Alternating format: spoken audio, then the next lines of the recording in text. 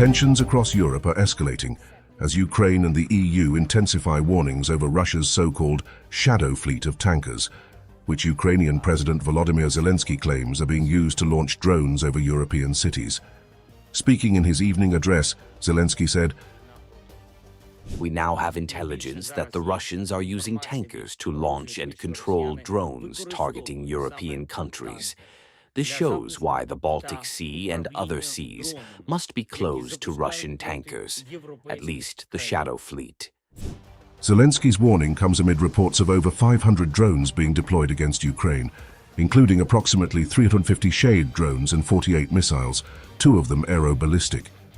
He also highlighted civilian casualties, noting 4 people died, and stressed that air defense remains the country's top priority. Russia uses, unfortunately, the same tactics, hitting energy targets to try to black out Ukraine.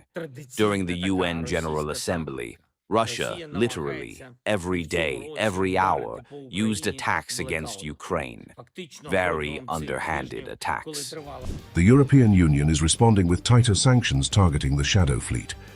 EU Chief Ursula von der Leyen stated, "We are tightening the sanctions against Russia, specifically on the shadow fleet.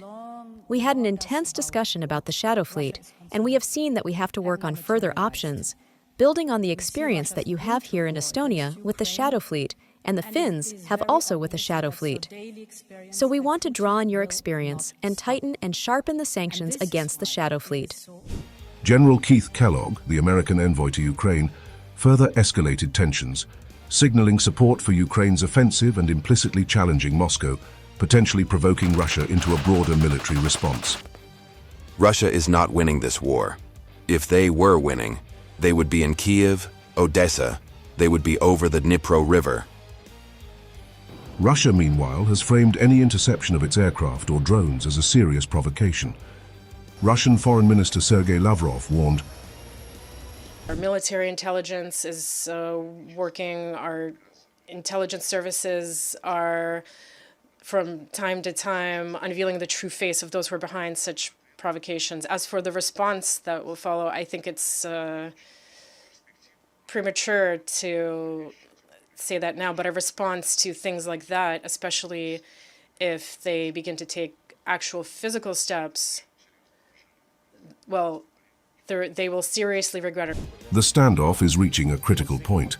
Ukraine pushes forward, backed by the West, while Moscow threatens retaliation, leaving Europe on edge as a high-stakes confrontation teeters on the brink. The question now is clear: who will blink first in this escalating shadow war?